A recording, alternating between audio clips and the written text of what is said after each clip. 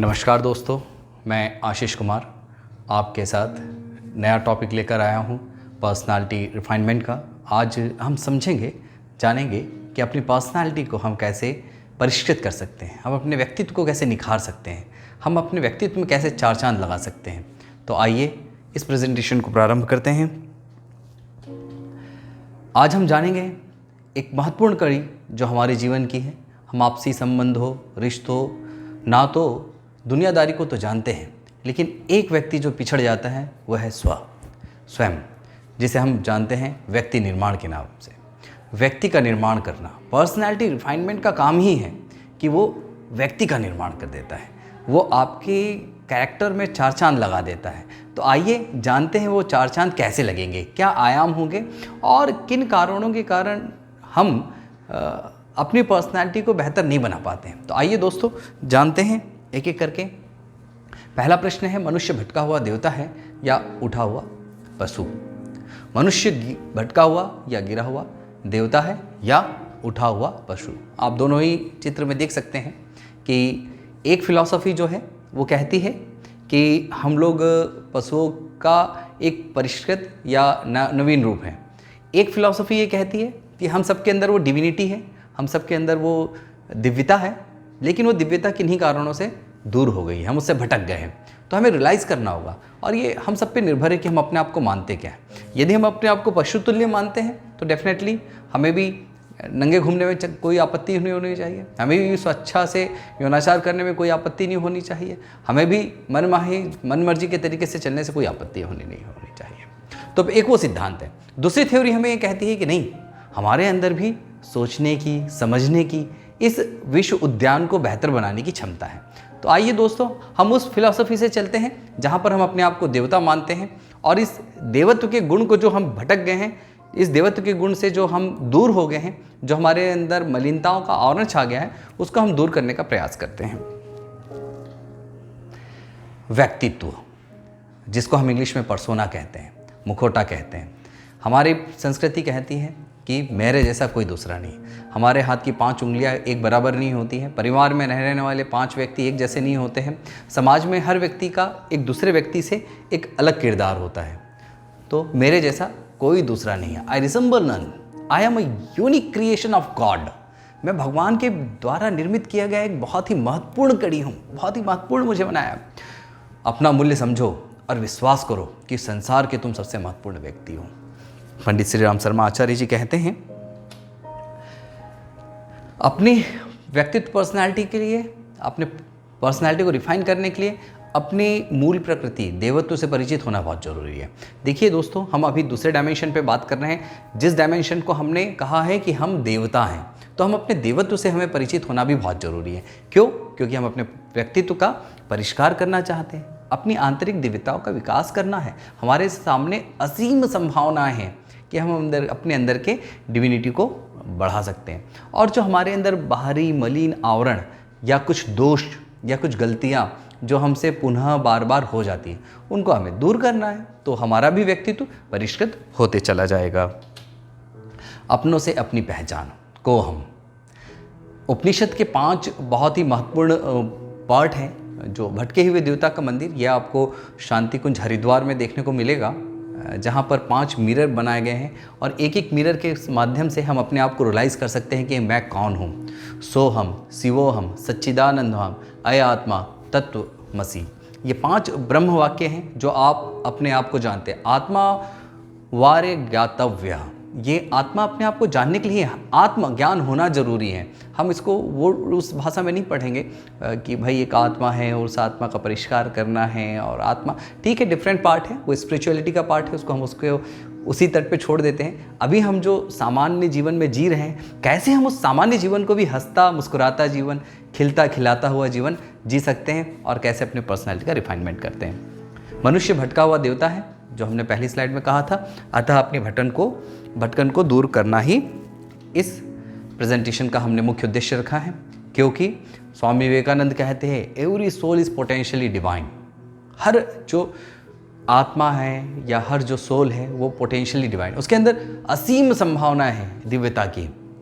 Manifestation of divinity is ultimate aim of the personality refinement programme. हमारी personality के refinement करने का ये बहुत मूलभूत उद्देश्य है। कैसे करेंगे हम, इसके लिए क्या मेथोडोलॉजी होनी चाहिए, कौन से पाथ पे चलना होगा, तो हमें 3 स्टेप्स पे करना होगा काम।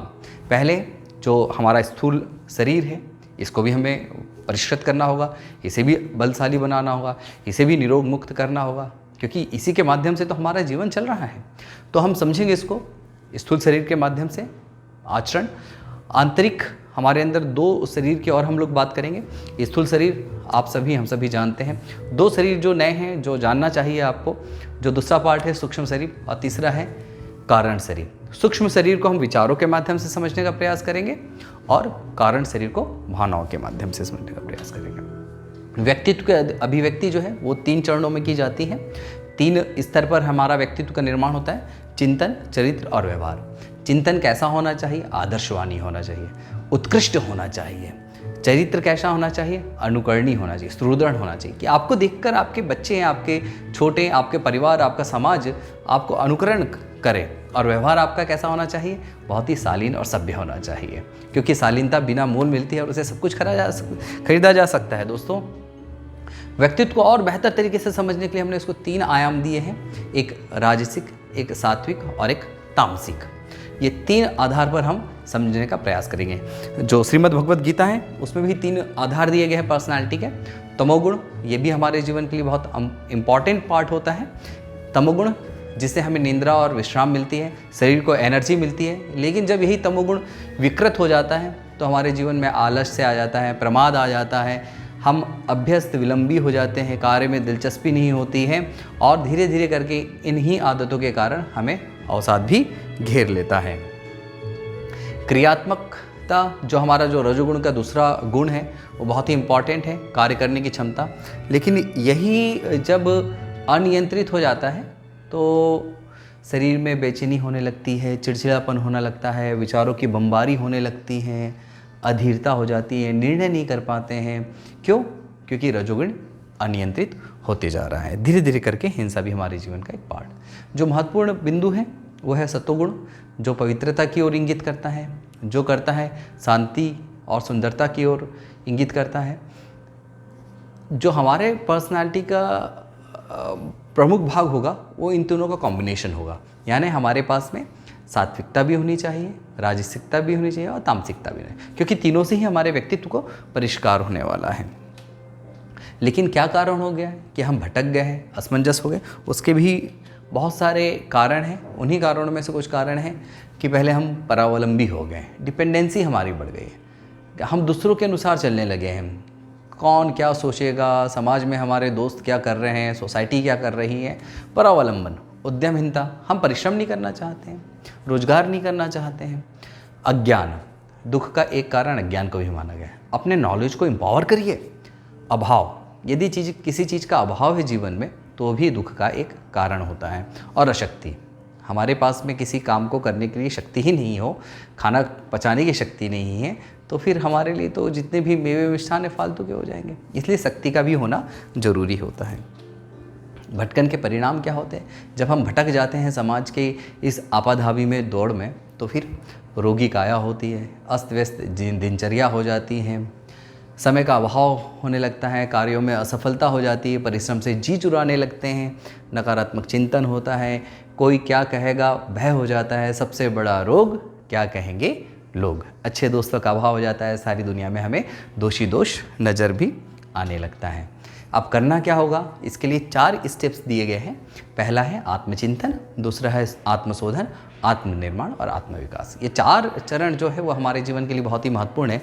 आत्मचिंतन, हमें रियलाइज़ करना होगा हमारे अंदर कौन से दोष हैं, कौन से अच्छाई। एक लिस्ट तैयार करिए। जब आप लिस्टिंग तैयार कर लेंगे, एक अच्छी खासी लिस्ट तैयार हो जाएंगी अपने गुणों की भी और अवगुणों की भी, अपने दोष की भी, अपनी बुराइयों की भी और अपनी सद्गुणों की और अच्छाइयों की एक लिस्ट तैयार करिए। और ये बिना किसी भेदभाव के होनी चाहिए, अदरवाइज़ ये मन हमें कहीं और भटका दे। जब चिंतन हो जाएगा, हमें पता लग जाएगा कि हाँ मेरे अंदर ये बुराइयाँ हैं, मेरे अंदर ये अच्छाइयाँ हैं, तो फिर दूसरा काम करना है शोधन का। गंदगी है तो सफाई कीजिए, झाड़ू लगाइए, पोछा लगाइए, विचारों को परिष्कृत कीजिए। कमी है, शारीरिक रूप से कमी है तो उसको दूर करने का प्रयास करिए। नशा करते तो मत करिए। जिसके कारण अभी तक हम अपना कलेजा जलाते रहें, नशा कर करके हमने शरीर को बर्बाद कर दिया है। तो अब यदि हमें रियलाइज़ हो रहा है कि नहीं, हमने वो गलतियाँ की हैं, तो फिर उन गलतियों को दोहराना बंद करिए। आत्मशोधन तो बंद कर देंगे भाई साहब, फिर क्या करेंगे? आत्मनिर्माण करिए। अभी तक हमने खूब सिगरेट पी, दारू पी, नशा किया, गंदी चीज़ें खाई, शरीर का ध्यान नहीं रखा, मन का ध्यान नहीं रखा, परिवार का ध्यान नहीं रखा, विचारों का ध्यान नहीं रखा, समाज का ध्यान नहीं रखा, तो अब उनका निर्माण करने का समय आ गया है।